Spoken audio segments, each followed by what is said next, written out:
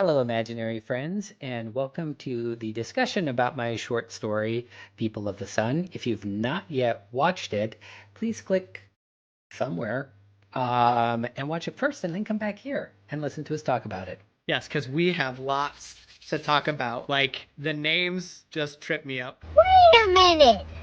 Who are you? Completely. I was like, what? What is it? But I loved it. I thought it was great because, in addition to the names, I thought that what you had with their outfits, their colors, everything that had to do with cultures and stuff, I thought was fantastic. Yeah, that's what So drew tell me me a in. little bit about the names. Yeah, oh yeah, 100%. Like, from that first paragraph, I was like, oh, this world building is fantastic. Oh, here we go. And so, I think I even left you that note too. So tell me a little bit. Tell me about those names. What did they mean? Where'd you get them? Like, tell me that stuff. Yeah, so a lot of the world building elements, the looks of the two tribes, the names, drew inspiration from my time living in Africa. So all of the names come from African languages. The two tribes are stylistically somewhat based on two actual tribes that are nowhere near each other. They don't have any contact because one of them's in Namibia, one of them's in the Sahara. Okay, I was going to ask that. So one of them's a tribe from Namibia that use a red clay to protect themselves from the sun and mat their hair, and kind of everything gets stained red to the point where they're often referred to as the Red People. In real life. In real life. Man, then I loved that you did that in the story too, because it was so that like drew me in, and I was like, dude, I can see it. I think I even left you a note like, put it like, make their teeth red too because of the water that they're drinking as the clay. It's so like, that was awesome to me. I loved that. And then the blue people are visually based off the Tuaregs of the Sahara, who wear long indigo robes, and because they're covered in indigo and it's hot, so they sweat a lot, the indigo actually stains their skin. I did not know this. So they're That's referred cool. to as the blue people. That's great. So those were kind of the visual inspirations. Yeah. And a big part of the inspiration of the story was actually a wildlife documentary about elephants in the Okavango Delta of Botswana and the migrations they take in search of water, going from one watering hole to the next based on their like down memory of That's amazing. previous dry seasons, going from one place to the next in search of water. In the wild, African elephants adapt their diet to the changing seasons. And the elephants actually also use mud as kind of a sunscreen, sun protector. Yes. Yeah. So that all kind of, which is where I got the inspiration of like, oh, I know of this tribe that does that too. Right. And so that kind of informed a bit of the visual for that group of people. Fantastic. So was the yellow based on something, or was there some other reason you refused to do purple? Mainly as a contrast to the red and the blue. Because instead of the melding of those two colors, it was something completely different. It's something new. Yeah. It's certainly great. evocative What of a the great sun, theme. so that makes sense. Yes, exactly. That's great. Well, I loved going through it when you sent it to us, and giving you notes and really like picking your brain on certain things. I know that I asked you a ton, like, dude, expand on this. Please expand on this. And, you didn't because it's further short, but talk a little bit more about that. Why weren't you expanding these scenes or these people or going off into the, wherever? Yeah, so the initial idea I had for this story was actually a novel. And so I'd actually worked through a lot of the world, the characters, the tribes, the cultures, the relationships I wanted to develop, and the themes I wanted to explore, thinking of it as a novel. And then mainly because I wanted to put it on this podcast, I was like, oh, it's got to be shorter. at least for this stage, maybe you're watching this at a stage where we're releasing full novels. I don't know. But at least at the time of recording, we're just doing short stories. So it was like, how do I condense all of this into 6,000 words, 6,500 words, when I have like 50,000 words worth in my head. So I was equally frustrated about all the things I couldn't explore and had to just kind of like, okay, we have to leave that set of people there, and we can't explore their reactions to this because there just isn't enough time. But I'm still hoping at some point in the future to revisit this and to expand it into a full novel.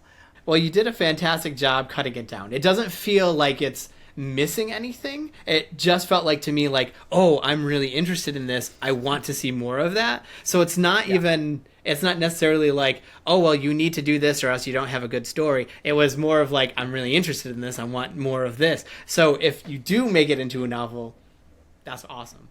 I wasn't, I'm not the kind of guy where I'm like, if you don't add my notes, then like your book's gonna stink or whatever, because I don't know what the heck I'm talking about sometimes. You don't know what you're talking about, do you? But no, I thought it was fantastic, and those notes and those thoughts were just the interest that you have put in your short story is so big that it was like, I was like, oh, I want more of this, and it was fantastic. So it was definitely hard to have the discipline to not go down all those trails I wanted to.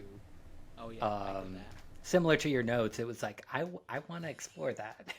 Pertinent to the whole making it short enough to make it a short story, to have it on the channel, like that is something that I was aware of while I was reading it, kind of, but also, okay, here's what happened. They go up the mountain, and I'm so sure that everything after that is going to be happy, and there's going to be no more conflict. And I was like, I almost made a note, like, hey, sorry, dude, you probably need to have more conflict at some point here. I just waited, and I'm so glad I waited, because then, like, this bad thing happened, then that bad thing happened. Again, if you haven't read it, please go listen to it. Go back. By and read, listen to I mean it. listen to. Yeah. But yeah, and so I'm really glad those other things happened, because they needed to experience this new world, this new idea, and then have to face, does it integrate?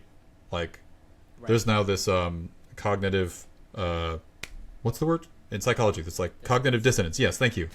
And now I need to like try and reconcile it with my previous worldview and try to figure out, does it work? And also, if I do want this new thing, how do I keep it while also bringing it elsewhere with me? I've been internalizing a really complicated situation in my head. Anyway, you explored all of that. It was great, because you explored it in a real way that I totally didn't expect. I thought it was going to be soft and happy from then on, and instead it was like, no, lots of people died. I loved it. And I loved it when those people died. I was so happy when I was reading of those people dying. But The conflict is, I didn't give Caleb the battle he always wants me to write, but I did. Yes. I did give enough. the aftermath. You know what? Are you not entertained? you got to write it your own way. But the only thing that does disappoint me, and I think at this point, is the same thing that we've been talking about. Like, I want the ups and downs to be stretched out a little bit more, because I want some more meat in between. I want to know these people even better before I suffer with them. You know what I mean? And then feel the elation of, okay, it's gonna be okay, or at least, even though it's not always okay, there's this other thing that we can count on. Yeah. For that. And I think that I loved the ending where it was like left in the air. Not everybody is going to buy into that idea or this new way or whatever. I loved that because that's reality. I mean, and like on a personal level, I've had so many things where I'm like, oh my gosh, that's life changing, and people are like, I don't know what you're talking about. Yeah. And so then and like when you're growing up and you're a teenager and you discover that drinking and doing all these other crazy things is not valuable for life anymore. Like, you need to grow up, you need to move on. And some of your friends don't believe that. And they, maybe they even grow up and they're still doing those things and they have their life. But sometimes you have to cut off from those people so that you can actually grow. And I thought it was amazing to see that, because that's real. That's real life. I've had to do it. So many people have had to do that. Mm-hmm. So it like resonates. It's almost like an archetype of like the rite of passage, like moving on. Yeah. Sorry, Caleb just doesn't always accept that Disney World is a fun place to be. I don't know if I ever will. But only because you haven't been with Dan. Listen. I've been to Disney Springs with Timothy, and we had a really, really good time. I'll say that. That was years ago. We went together. Yes, we did. And it was fun. We did. So sad I wasn't there. It was so much fun. I know, Daniel. What the heck? I know. I would have been invited. I think you were in Hawaii at that time. I think you were still in Hawaii. Maybe you just moved north. I don't know. So. But am I the last regardless, one? I think I was the last one. Of the three of us. What? Yeah, I think yes, you definitely were. Yeah, right. I was the first. Yeah, I was come late, and then I left first.